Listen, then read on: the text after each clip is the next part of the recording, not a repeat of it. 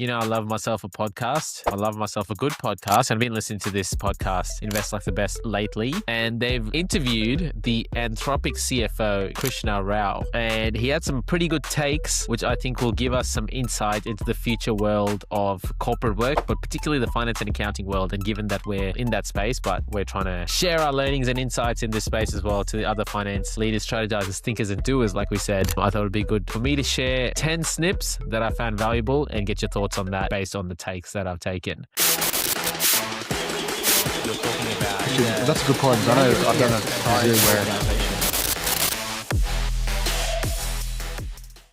So you guys ready to strap yourselves into the roller coaster? Let's do it. Get ready. All right. The first quote is, actually, I'll just play it for you. Sure. When you're building and growing a business exponentially, really small movements in monthly or weekly growth rates result in compounding very, very different outcomes. And so as we're thinking ahead, even with our revenue growth, it's really hard to predict this business, right? And it's really hard. I think humans mostly think linearly and you think incrementally. And that's something, I've been at the company for 2 years. That's something that's a paradigm I've had to break for myself, right? To stop just thinking linearly and think on this exponential. I'm going to pause it there. So this is the first point, right? So it's a double duo point. The first point is finance need to think in scenarios, not single forecasts. So this guy talks about how traditionally as finance leaders, particularly when we're forecasting, we think in linear things. We're thinking, 20% growth, 25% growth, or cut costs down by 5%. He's pretty much saying Anthropic is growing so fast that finance leaders need to stop treating forecasts as one fixed answer, one fixed linear thing. It means they have to think about rolling scenarios. So they're almost thinking in 12 months, we could create this model that'll impact this industry or this space, or we could create this model which will need, 3 times the compute that we have now. So what does that mean for us now? And they're creating actual scenario planning rather than forecasts. So keen to get your take in your industries as well, given retail and, tourism. If you do scenario-based planning as well, or you're just linear, like a lot of manufacturing and construction, in terms of forecasting? Very linear in my space, extremely linear. Should it go down the scenario planning part? Absolutely. But if your business is so stable in a particular market and grows at a certain very slow rate, like that's where you end up getting stuck with, right? Like you're not having this exponential growth like Anthropic here, right? Where it's like all of a sudden it's just shot up and everyone wants a piece of it, right? So yeah, have yourself a bit. Yeah, I think for us, we're still quite young, so we're definitely not near a mature stage. So I guess we're sort of expecting exponential growth in our business. But how we do it is like, that's the tricky part, I guess, for us, is like, because there's a lot of external forces for us. But yeah, I agree with this point, saying it's very much like a lifestyle choice as well. Like, there's all the small stuff that you do that will sort of build, help you grow exponentially as well. So it's not just about a linear sort of, yeah. So I agree with what you're saying, sort of thing. Yeah, but it's sort of, yeah, we've got to, I don't know, I'm sort of stuck there, but yeah, it's like, Hubert's like, we need to. Hubert's like, we need to go scenario, but I don't want to have more work to do. So. That's right. It just means more work for me now as well. But like if you're early on in your days, scenario makes it. It makes sense if you're growing rapidly, or if you've got things that you're trying to do to grow the business, right? You come back and say, hey, look, if we invest in schools and community, there could be a tenfold return out of here, right? Versus, and I think we're going to grow 2% year on year and up our price by CPI, right? Yeah. Like that's right. Yeah, exactly. Flat. It'll be similar to utilities, right? It's not like you guys can change the pricing all of a sudden, because you get massacred for that, right? So you just be like, wait, we'll just stick to our contracts when we're good to go. And I think that's what it's for us. Like we're so many markets, we've still got to tap. So yes, it's not going to be a little growth. Like if we tap certain markets, it could be quick growth as well. So that's what it's all about. Yeah, for us. Great. That's point number one. Point number two. This point, I'll play it in a second, but for me, the takeaway I got was ROI is not just cost cutting, It's resource allocation. And Can we essentially, say that one again? No, okay. What's it? I did say cost cutting. I'm going to play two quotes I liked. This is number one. Look, the compute that we procure it's the lifeblood of our business. It is the most important thing in the company. It is the thing on which it's like the canvas on which everything else gets built. And so the decisions we make and how much compute to buy are some of the most consequential and hardest decisions to make in the entire company. So when we're talking about it, each team is kind of representing what they would do with that compute. And then we have a really open and frank discussion about how we think about ROI. And because we can allocate that compute so dynamically, we can make changes, we can make adjustments in that on a relatively short time horizon. The efficiency. All right.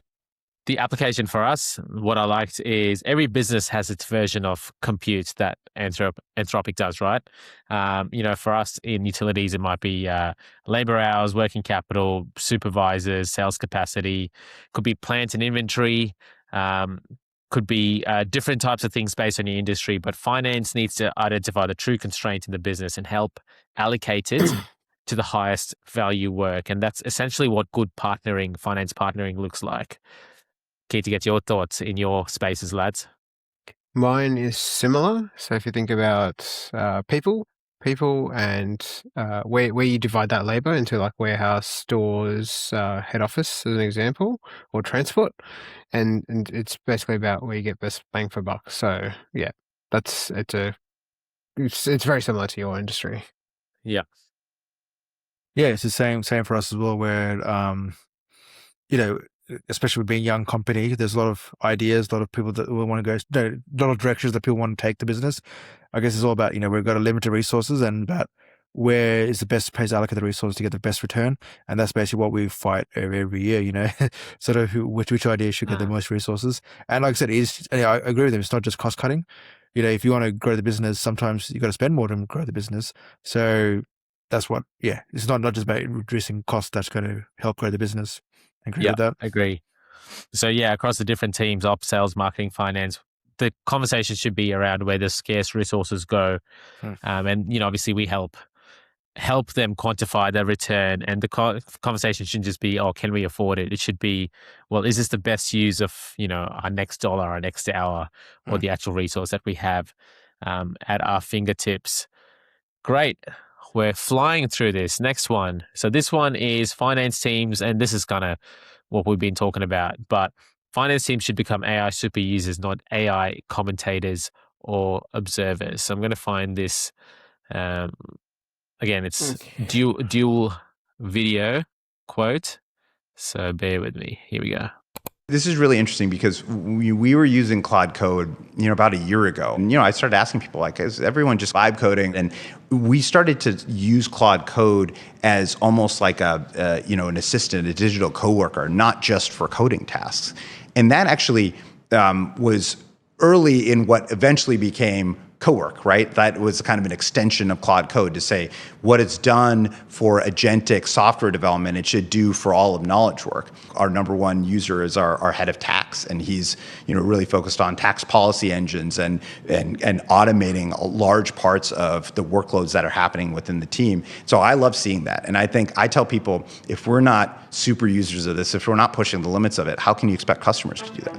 So obviously that context is they're saying if we're not super users of our own product, how can we expect our customers to? But what I got from that as well is finance teams and especially people dabbling with this shouldn't wait for IT to hand them the perfect AI tools. I understand that there's governance things that usually happen in businesses, but we should be actively testing use cases in our personal lives, but also in our corporate lives to trial out different things and different modes of our work to see if we can improve it for us. And ultimately for you guys as leaders, this is a leadership challenge as well, isn't it?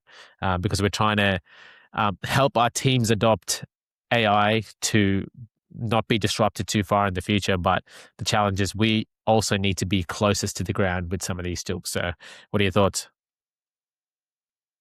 Yep, finance are generally quite late to the game in that sense, right? Like you're saying, we wait, very policy driven, and when we do get a tool, we don't push it to its limits, or we don't actually do the right. We treat it as another Google search engine, just to go, hey, update my formula or make it quicker or whatever it is. In the sense of like how do we even expand remit? And how do we think outside the box? I mean, like we just saw, like you had an idea that came through, and then they, like he went, oh, well, it was just designed for a purpose, and then we started expanding its purpose, and that solves some other problem. I don't think we do that enough. I think most companies end up buying multiple pieces of software to do the one that could have just been stretched out, and that's you just thinking laterally, right? And being like, are we once again getting the best bang for buck, and what else can we be doing with this? And that's then enabled this whole new business to be spun out, right? Which is amazing, right? Like you're getting so much additional value creation via that element. Yeah. Absolutely. I think sort of feels like both talking to me. I don't think we're nowhere near the using AI as well as it probably should be used. So, but like to your point, I think IT guys are using it and slowly will roll out. But maybe I think you guys got to convince me how to get my team more into it, and use it more personally as well. So I'll get into it. Well, I mean, take it like this, like Hubert, right? Like if you guys don't visit the zoo, right? Like if you don't visit the zoo yourself, how can you expect customers to visit it, right? Like as an example, right? So that's, I mean, he's just putting that into context, right? So if we're playing our own, if I don't apply, like if I don't go shop where I work, it's a bit ridiculous, right? Like I'm not going to know anything about it, right? So I think like more is like he's living and breathing that thing as well. So he understands that from a customer journey. And then once you understand it from a customer journey, which finance never do, we sit in our little bloody ivory towers and pretend that our month ends are fantastic, and then we run the whole company. But until you sit with the operations, until Kev has that bacon and egg roll, we never join those dots. Until we do, then we come back and feel like, wait a second. We could do so much more here. We should be living and breathing this, right? And I think that's the main takeaway, right? Like industry specific here, right? So agree with that point. And that brings us to point number 4, which I think will be great for you, Hubert, because my point in point number 4 is the best AI users may be your senior people, and let's find out why. Token usage across a leaderboard. We don't compensate people on it. No one's trying to token max for that. But it's really interesting because some of the most senior people within the finance team are actually the biggest users of tokens. So it is not just the 22-year-old who joined and has a coding background and was doing that on the weekends and brought it to work. It's also people using the tools to change how they're working. Like I think our number one user is our head of tax, and he's really focused on tax policy engines and automating large parts of the workloads that are happening within the team. So I love seeing that, and I tell people if we're not. So this is great, right? Because we always think about new tech and we're like, we need these new young kids to come and teach us how to use these tools and to adopt these tools and be the next generation.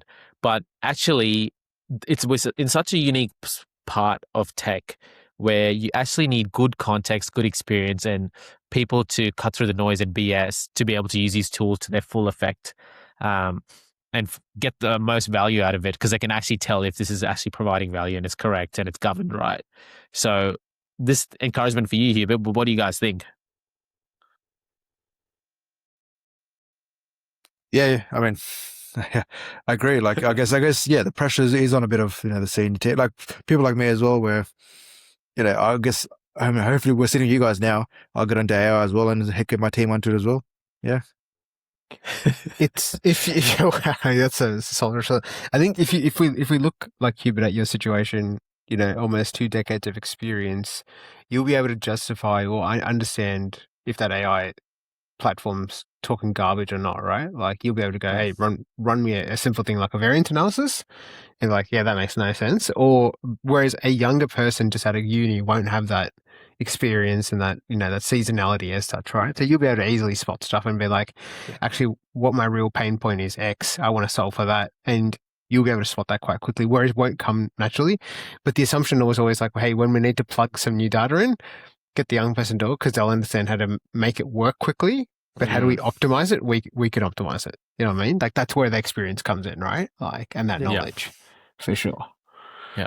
It's almost becoming like a sales pitch to encourage people to. So get on there. We've got a new title now for this. All right, next one. AI changes the purpose of month end. Let's have a listen. I think last I checked, there were over 70 of them that everyone can kind of access through this kind of common repository. And on top of that, we built an MFR, a monthly financial review skill. And it can produce our monthly financial review. It's 90 to 95% ready. And then all of our discussion becomes about what do we do? What are the implications? Not what exactly happened, because Claude is not just reporting the weather. It's also helping to think about drivers and like, why did the number change in the way it did? And that gives you tremendous insight into the business, both in terms of this like MFR that we do, but also on a daily basis. And so what used to take hours to produce, a weekly report for, what's driving revenue or what's driving our compute utilization, now comes down to 30 minutes. And then we can spend our time on the actual strategic implications of the business. We can also get it in the hands of business leaders much more quickly. This is the powerful one, right? Practically thinking.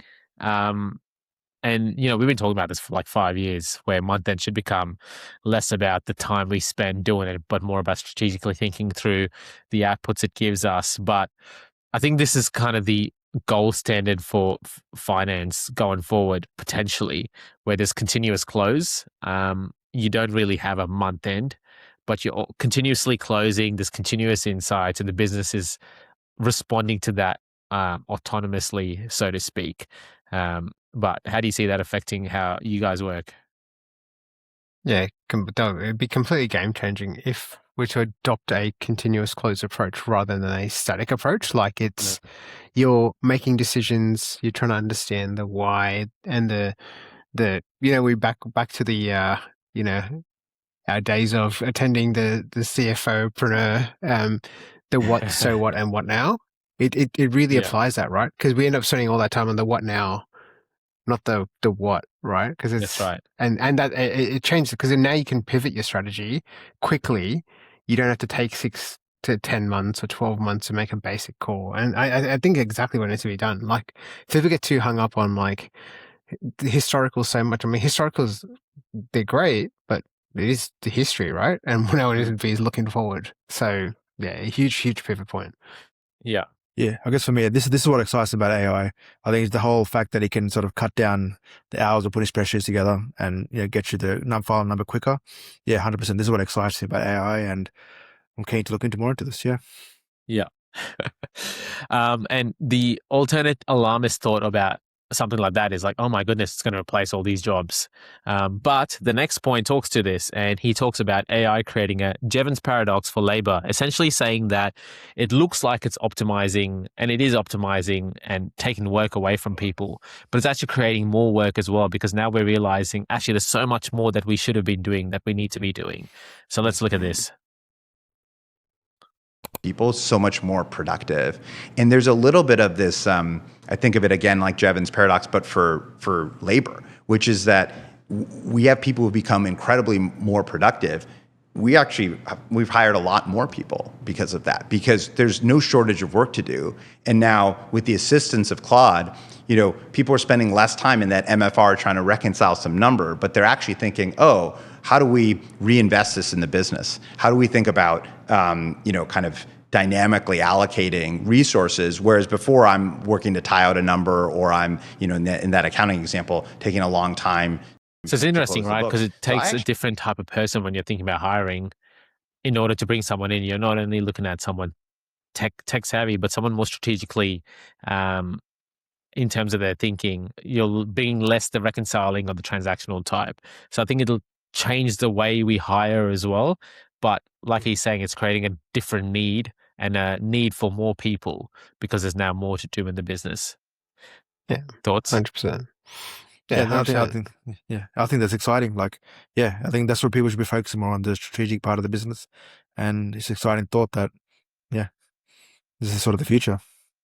Yeah. Yeah. It was always a concern, like basically like with AI, like it's going to take jobs away. I assumed it was going to create jobs anyway, but like different styles of jobs. But like it depends on how quickly companies are going to realize that, right? So it's going to be basically like, hey, let's reduce heads, go down this AI strategy, and then what do you do now, right? Once again, the so what probably comes back into it, and you're like, hey, well, there's all these things that are now sticking out that we can be doing. And now, because it's create all this transparency, let's go for it. Let's go for gold. Let's actually start investing in this stuff, because that's where the biggest bang for buck is, right? Like it comes back down to your ROI, right? So, and how do you allocate? Yeah. The next part, I won't play the video for this, but he goes into depth about the compute and essentially the mechanics of Anthropic. And my point here is that the CFO must understand the operating engine of the business. So what's driving the business? What are our resources that we require? Almost understand the business model itself from start to finish. And this is something we spoke about at the CFOpreneur meeting as well, is when we deeply understand the business is when we can start adding value. But we almost want to put ourselves in the product lens or the service lens shoes, so we can deeply be embedded in the knowledge of the business, so we can see our P&Ls and our balance sheets in a different way, which I think is pretty important as well. Let's go to point 8. And this one is kind of a bit less techy, but here he talks about culture mattering more when the pace.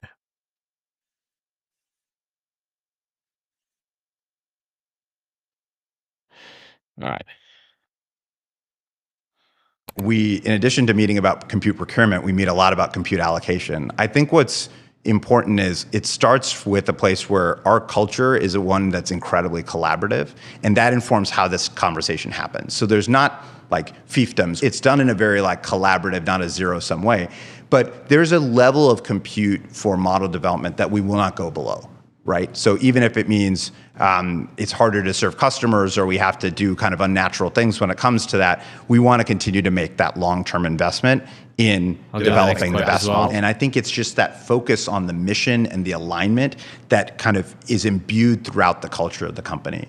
The other thing I would say is, there's rigorous debate, right? There's an intellectual openness and intellectual honesty that happens where people question things. People will really express a point of view, but then there's dialogue around it that's productive, and then we'll decide on a path forward. And then after that happens, there's real alignment. So this is where it talks about culture, right? And I think one of the things with tech, and particularly AI, it'll expose cultural issues, because when teams aren't talking, when teams are kind of protective about their work and decisions, or political about it, you'll see adoption struggle, and you won't really get the value that you need out of tools like this. And essentially it shows how we, particularly as finance, we're probably sitting in like that halfback role. I won't go to the Nathan Cleary analogy again, but we will facilitate decisions the best sitting in the middle, seeing all this kind of eventuate around us. But what do you guys think about it? Interesting that he's mentioned culture. This is one of the largest AI businesses in the world, right? Yeah, culture and alignment, like they go hand in hand. And I think if you have either one lacking, it creates carnage later. So I think the fact that they've identified it and then really worked on it to create this environment is what's the real difference, right? Because we've seen just basically like, here's another strategy on a page. Good for a town hall or good for whatever, and then back to sticking to a BAU, and then next thing you know, you're just fighting with different teams, just trying to get your point across, and nothing actually gets done. And there's a new working group set up, and 6,000 meetings later, and everyone's just pissed off.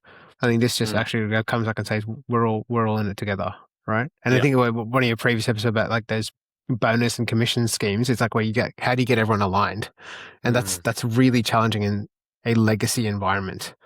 It doesn't matter if it's just new or old. If you don't start that early, it's very, very difficult to maintain. Yeah, I was going to say, like, not an easy task, but every business culture is so important. The stronger your culture is among your teams, you're going to get much better outcomes. So, 100%. Every business, doesn't matter AI or manufacturing, whatever it is, should be focusing on this. Yeah. A second last point, and I was talking about the Nathan Cleary of corporate teams. Imagine being the Nathan Cleary of agents. And this is where he talks about the future finance person becoming a manager of agents. I think he's talking about like managers in general becoming a manager of agents. But listen to this quote. Something that has context within your organization, that can use all of the tools that are specific to you, whether they be homegrown tools or tools that you purchase, that has, the memory and the ability to like effectively learn from mistakes you've made, but also mistakes that it's made over time. And then the ability to work over a very long time horizon on not just a task, but an actual idea. And so what that means for us is the model capability has to grow. So there he's talking about that. essentially And then different types of agents, different types of capabilities, but also this deeper knowledge that sits in the business, which can either sit in your AI tool or can sit in a person or a manager that obviously has all this context coming in. But it shows us essentially that more often than not, this sits in, a leader or a manager's head, and how that's really important now to start connecting the dots between not just people, but also agents and tech that sits within the business. So thoughts on that? It's a necessary next step. And what's exciting is basically how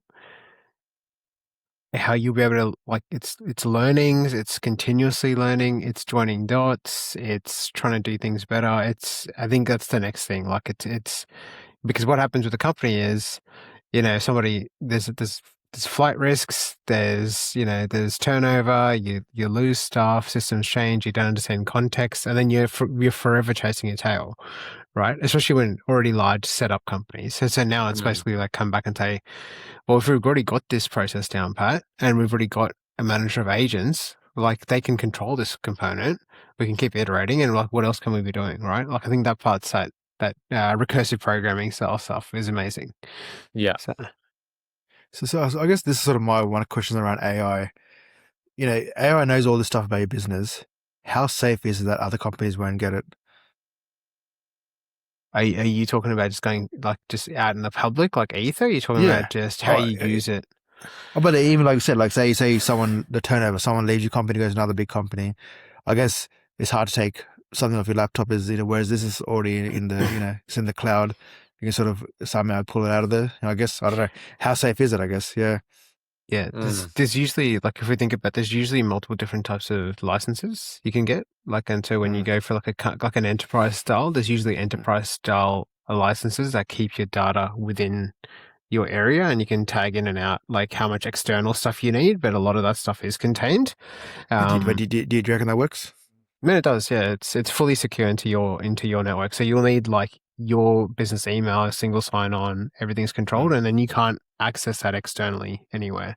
Like you have to be logged into your network to access that particular area, right? So there are ways to control it, and depending on how much risk you have, like what your risk appetite is, there's ways to even be like, hey, we actually want no external data. Like you can't go to search anything on the web unless we direct you to do that. And so there's definitely ways to control it on how hard you want to go, right? So, but if you go into like a free version, then it goes out to the open, right? So you wouldn't be putting proprietary information onto a free version. I mean, like, hey guys, can you make me an agent? And I want some free agents on the side. We need to pay for this stuff, right? Yeah. To be the best case for it. Yeah. Yeah. And I guess what stops you sending corporate information on your personal emails? There's always been risks like this. Yeah. This is obviously a different type of tech risk, but this risk has existed before this as well. And so that's kind of where we're at the moment, that we just need to look at this as the same as every other piece of tech. I'm going to finish off on this, lads. I'm cheating. I've gone to another interview, but this is the future of management. So this is Brian Chesky. He's Airbnb's CEO.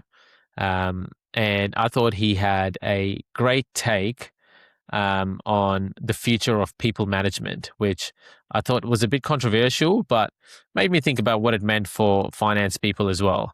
And so keen to get your thoughts. Let's hear it. Is trying to get people to adopt AI tools. And I want to see how everyone's job changes in the world of AI tooling.